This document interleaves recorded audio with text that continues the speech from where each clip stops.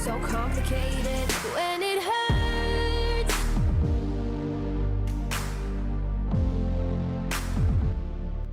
Oke, halo semua dan bertemu lagi bersama Gorioris di MotoGP 24 untuk karir episode ke-73. Dan sekarang di klasemen kita masih menjadi leader, namun Jorge Martin dan juga Enea Bastian ini semakin ngejar jarak poin yang sudah kita buat sebelumnya. Kemudian di kelas Moto2, setelah kepergian Ayo Gura, kini Fermin Aldeguer menjadi top leader dengan unggul 2 poin dari Celestino Vietti. Kualifikasi di race kali ini sangat seru sekali karena kita kedatangan dua riders baru yang bangkit ke barisan depan. Ada Fabio Quartararo dan juga Tony Arbolino yang ngebikin kejutan di detik-detik akhir waktu sesi kualifikasi kedua. Tony start dari pole position dan Fabio Quartararo surasep start dari barisan depan. Sementara itu Enea Bastian ini, Marco Bezzecchi Acosta start dari row kedua. Hari ini merupakan hari yang cukup bagus bagi Tony Arbolino karena dia udah start dari posisi pertama, yang berarti ada kemungkinan di balapan kali ini Tony Arbolino akan meraih kemenangan untuk pertama kalinya dengan Ducati Gresini. Dan sekarang langsung saja kita mulai sesi sprint di MotoGP Amerika alias round ketiga. Oke semua, dan inilah dia untuk sesi race sprint di MotoGP Texas round ketiga. It's on the way dan langsung saja kita mulai. Nampak jelas Tony Arbolino ngacir di posisi pertama, kemudian Fabio Quartararo datang. Kini kita overtaking lagi beberapa riders yang udah mengovertaking kita di start tadi. Kemudian di tikungan kedua hati-hati, dan ini ya Bastian ini langsung saja kita overtaking dari inside lah di tikungan berkelok-kelok. Oh, sorry sekali, terjadi sebuah kesalahan yang mana roda depan kita kurang stabil sehingga nyaris saja membuat surasep crash. Namun kita berhasil untuk melakukan sebuah penyelamatan hingga bisa bertahan kembali saat ini di posisi kelima. Sementara itu Fabio Quartararo kini masih menjadi race leader dan dia mengungguli Tony Arbolino, Marco Bezzecchi di tempat ketiga. Oke, kita cukup keluar dari area racing line, kemudian tidak ada peringatan dari MotoGP Steward, yang berarti kita nggak ada manfaat dari insiden atau manuver tersebut. Oke, tikungan hairpin menjelang lurus terpanjang di MotoGP Texas. Saat ini kita agak menjauh dari Enea Bastian ini dengan gap 0,4 pakai sampai kembali ini ya di braking zone tikungan ke-12. Nah, mencoba light braking dan akhirnya kini ini ya kita overtaking, perlahan masuk di inside line dan ada collision dengan Marco Bezzecchi, namun tidak ada sebuah kontak yang terlalu berlebihan hingga sekarang kita masih bisa kembali untuk membayang-bayangi laju dari Marco Bezzecchi. Sektor ketiga kita masuki dan entry kembali. Oke, nah sekarang lah sektor Marco Bezzecchi cukup membuat suatu manuver yang cukup aneh, dia noleh ke belakang sehingga kita memiliki prasangka bahwa Marco Bezzecchi ini sedikit memiliki rasa kurang percaya diri dengan kehadiran dari si Asep yang udah mulai menekan dari posisi keempat ini. Jadi gue rasa podium 3 mungkin akan segera kita raih sesaat lagi, dan sepertinya 3 riders melebar. What happened? Marco Bezzecchi mengovertaking Tony dan gagal. Oke, Marco Bezzecchi ngapain coba, ini dia. Tiba-tiba langsung tegak lagi sehingga cukup membuat kita kaget dan akhirnya terjadi sebuah kontak. Main straight kita overtaking Marco Bezzecchi dari inside line di first corner, namun masih belum bisa. Oke, step by step dari inside kita ambil lagi dan kita block pas. Nyaris saja, dan ya langsung kita kena peringatan dari MotoGP Steward dan Enea Bastian ini datang kembali di belakang kita menuju tikungan chicane yang sangat-sangat tricky sekali. Kalau kita sama lagi momentum yang pas di sini, kita pasti bakal bisa lebih kencang dan langsung mengovertaking beberapa rider seperti di race-race musim lalu. Dan sekarang ini gue rasa AI udah mulai ngebaca pergerakan kita sehingga performa AI sekarang udah mulai meningkat drastis, dan gue rasa nanti di race keempat alias di GP Jerez ada kemungkinan kita bakal kesulitan buat menghadapi mereka bertiga atau AI di MotoGP karir kita di musim ini, karena di seri 1 kedua kita bantai mereka semuanya cuy. Nyaris saja kita menabrak ke Marco Bezzecchi, dan ya ada sedikit collision tapi tidak sampai ngebikin Marco Bezzecchi crash dan kita tidak ada peringatan dari MotoGP Steward. Lap kedua masih berlangsung dan kondisi ban kita cukup awet, bagian depan lumayan, belakang juga lumayan. Oke, tikungan ke-12 kita mencoba light break sembari mengovertaking Marco Bezzecchi, kita block pas dan luar biasa akhirnya Asep kembali mengovertaking dan masih side by side lagi terjadi di tikungan ke-13. Agak wobble ban belakang sehingga kita cukup agak stupi tadi dan kembali lagi di racing line. Kembali menyusun strategi supaya bisa mengovertake Marco Bezzecchi sebelum lap ketiga. Oke, Tony Arbolino comeback lagi dan dia tengah berusaha keras menyerang kembali Fabio Quartararo. Dan ini gua matiin Fabio Quartararo kayak udah mulai tertekan sama kehadirannya si Tony Arbolino ya selaku pole position di balapan kali ini. Oke, menuju entry corner tikungan ke dua terakhir. Oke, kita agak melebar ngikutin restoran dari AI semuanya. Gila, kampret banget. Kemudian last corner, nyaris saja kita menabrak dengan keras Marco Bezzecchi. Dan kini side by side terjadi dan kita diberi sebuah investigasi dari MotoGP Steward. Dan saat ini, oke, side by side hingga di first corner kita overtake Marco Bezzecchi. Perlahan masuk dan kini akhirnya manuver dari Surasep mampu membuat Marco Bezzecchi mundur di tempat ketiga. Dan 2 kali peringatan kita dapatkan untuk MotoGP Texas atau di Circuit of the Americas. Tony Arbolino masih mencoba menahan laju dari Asep, namun kita bakal mengovertaking dan cukup mudah saja di tikungan keempat tadi karena itulah momen yang biasa kita bisa sangat cepat daripada AI di setiap balapan MotoGP Amerika. Kemudian masuk ke tikungan ke-7, entry corner perlahan. Fabio Quartararo masih terus berusaha keras mendefense serangan dari Asep Surasep. Akankah Fabio Quartararo bisa menang hingga nanti di akhir lap atau lap terakhir di MotoGP Texas? Oke, exit corner, RHD on, cukup mobil menginjak rem, terlalu berbahaya dan 1 peringatan lagi kita kantongi dan kita memiliki 3 kali peringatan dari MotoGP Steward. Dan Surasep tadi di lap kedua menjadi fastest lap luar biasa dengan lap time 2 menit 3 detik,736. Oke, sekarang menuju tikungan ke-12 kita mencoba kembali late braking sembari berusaha menyusul Fabio Quartararo jika ada celah yang bisa kita masuki. Tapi saat ini belum ada. Yang berarti harus sabar dulu untuk mencari momentum yang pas untuk bisa mengovertake Fabio Quartararo di last sektor. Sektor 3 hampir habis dan tinggal 1 sektor lagi di lap ketiga ini. Fokus ke fighting guys, come on. Oke, entry corner. Masuk ke tikungan ke-16 dan Fabio melebar, kita ambil langsung di exit, tapi Fabio Quartararo dengan melebarnya tadi dan memiliki seri tumpuan untuk bisa memiliki akselerasi lebih kencang dari si KTM cuy. Oke, sekarang Lasitor tinggal 2 tikungan lagi, 1 kali momentum yang harus kita lakoni. Kita overtake dari inside line Bisaka dan masih belum bisa, sama-sama melebar antara Asep dan Fabio Quartararo. Dan kini di last corner kita susul Fabio, kita aduh sorry banget guys, terlalu late braking dan kita melebar berambisi sehingga sekarang Fabio Quartararo dan kita kalah dari Fabio Quartararo di sprint race kali ini. Mengecewakan sekali, tinggal 1 kali tikungan kita malah terlalu berambisi sehingga terlalu late braking. Sehingga pada akhirnya kita gagal untuk memenangkan balapan di mode sprint ini. Tapi tidak mengapa, masih ada main race yang akan segera kita lakoni. Alex Marquez menjadi fastest lap, tapi rugi kalau nggak bisa fight di barisan depan. Oke, klasemen masih aman di posisi pertama dan kita unggul 28 poin atas Jorge Martin dan Marco Bezzecchi kembali masuk di perebutan 3 besar. Oke, di klasemen tim Ducati Lenovo menggeser Red Bull KTM Factory. Kita kayaknya bakal kesulitan jika cuma seorang diri fight di barisan depan. Kita butuh seseorang teammate yang lebih tangguh daripada Brad Binder. Mungkin nanti kalau bisa ya, gue pengen ganti sekarang tapi nggak bisa karena ini merupakan MotoGP karir yang bukan tipe manajerial. Oke, jadi hari ini kita memiliki sesi podium bersama 2 race muda yang ya cukup membagongkan dan cukup mengejutkan di balapan kali ini. Dan sekarang main race event berlangsung dengan cuaca sunny dengan suhu track 31 derajat. Nih kayak soft medium akan ngebawa kita fight lagi di zona podium. Sebisa mungkin di lap pertama kita bakal nge-push sebisa mungkin yang kita bisa untuk fight di barisan depan. Oke, langsung saja kita mulai balapan kali ini. Oke semua, inilah dia series kelas MotoGP round ketiga di Amerika, tepatnya di Circuit of the Americas.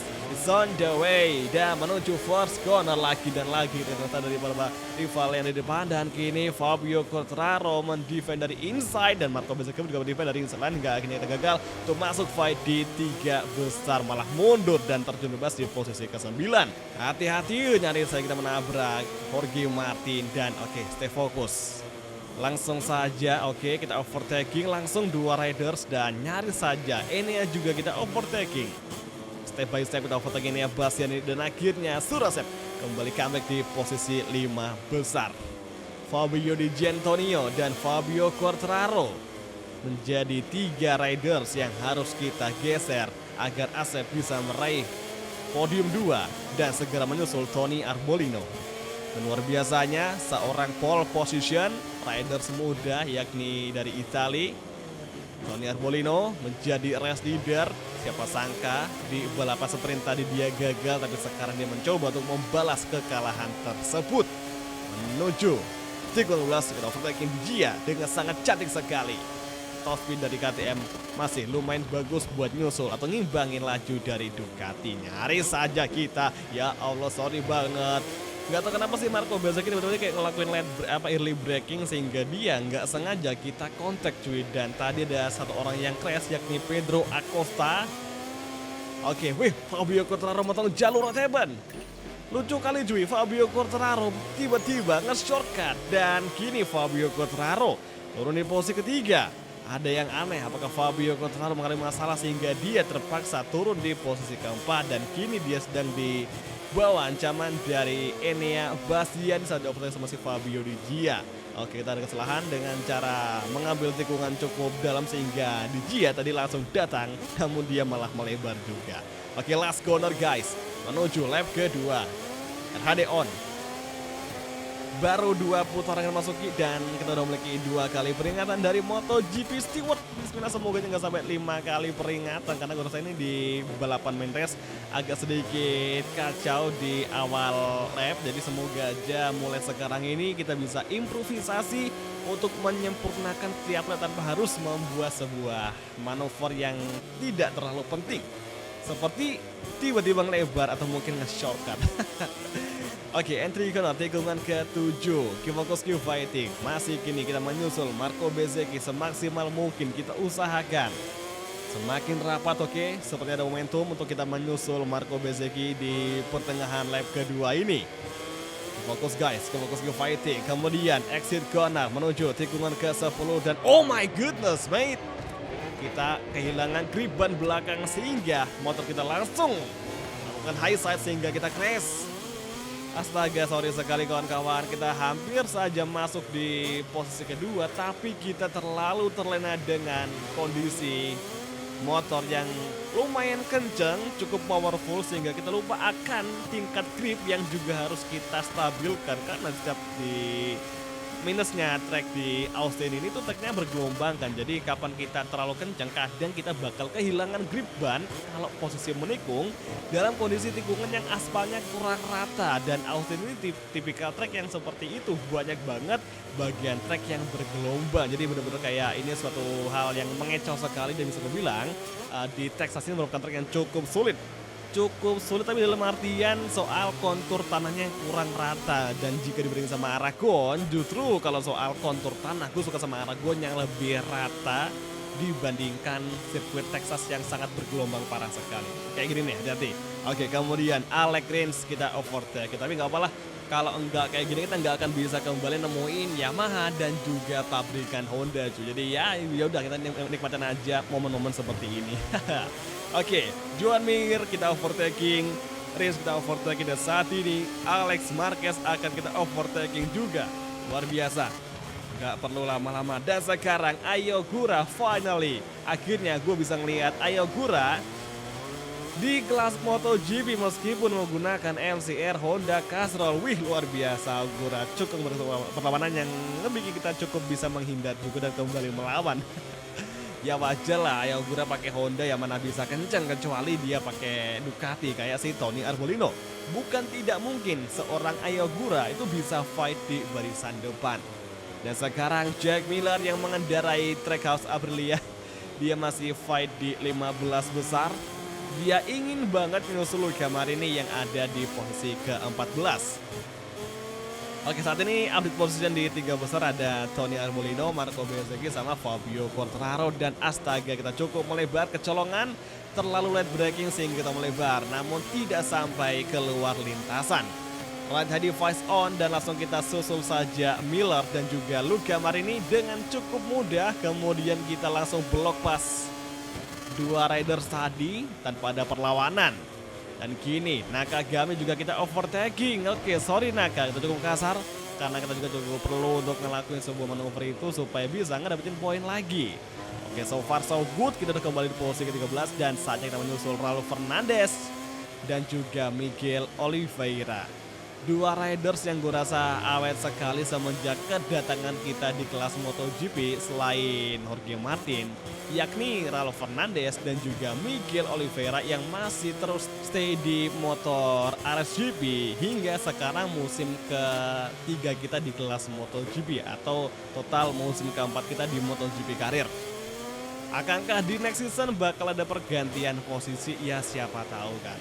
Jujur sih gue agak sedikit mulai ngerasa bosen dengan persaingan di depan karena lawan kita pasti tiap tahun bakal Ducati dan juga Ducati. Ya pengennya sih kayak ada rivalitas pabrikan lain.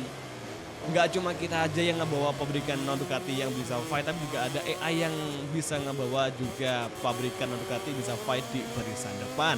Misalkan Pecco yang ngebawa Honda bisa kenceng di depan, atau mungkin justru Yamaha yang dibawa sama Joan Mir bisa kenceng. Astaga, sorry sekali. Ini gue rasa motornya KTM ini Asen Plus kayak kurang stabil waktu kita masuk di pergantian direksi. Memang sih nggak separah Honda, tapi cukup mengganggu kalau kita lagi dalam posisi mengejar atau nyusul rival-rival kita. Gue rasa nanti setelah balapan GPRS kan biasanya tuh ada sesi tes kan. Nah, nanti di situ kita bakal coba untuk meminta upgrade di pengendalian atau stabilitas agar bisa untuk menstabilkan lagi performa dari RC16. Oke, ini kita udah mulai agak frustasi sama RC16. Entah kenapa di Austin ini kayak kurang bagus saja waktu kita udah crash. Atau mungkin efek crash itu ngebikin damage ke motor kita yang mempengaruhi soal performa dari motor ini. Ya siapa tahu. Oke, kita overtaking Ralf Fernandez dan luar biasanya Asep berhasil menyusul dan kini kembali di entry corner. Lagi-lagi guys. Parah banget ini, udah nggak stabil parah ini. Oke, Ralf Fernandez. Sorry sekali kita nge-shortcut dan langsung dikasih peringatan tapi Ralf melebar. Kita overtake kembali dari outside line, masih kembali side by side dan Ralf Fernandez berhasil kita susul. Oke, kita agak melebar lagi dan kini Ralf apakah dia bakal kembali melakukan switchback, tapi ternyata tidak. Jadi masih aman. Surasep menjadi fastest lap, namun sayang sekali kita nggak bisa fight di barisan depan. Dan update position ternyata Tony Arbolino sudah terpaksa turun di posisi kedua. Dia kalah dengan Marco Bezzecchi, yang sekarang Marco Bezzecchi menjadi pimpinan race. Fabio Quartararo di posisi ketiga masih sama. Lap terakhir alias lap kelima di MotoGP Austin. Kita pastikan kita harus bisa untuk mengejar Miguel serta Marc Marquez agar kita masuk di top 10 atau di 10 besar supaya makin mempercantik perolehan dari poin kita cuy. Kemudian masuk ke ketiga dengan zigzag yang kita harus ngebutuhin refleks super tinggi like-nya di F1 cuy. Oke, nice, masih aman. Entry corner, stay gear 3, exit corner, entry kembali dengan ketujuh. Hati-hati, semoga nggak crash.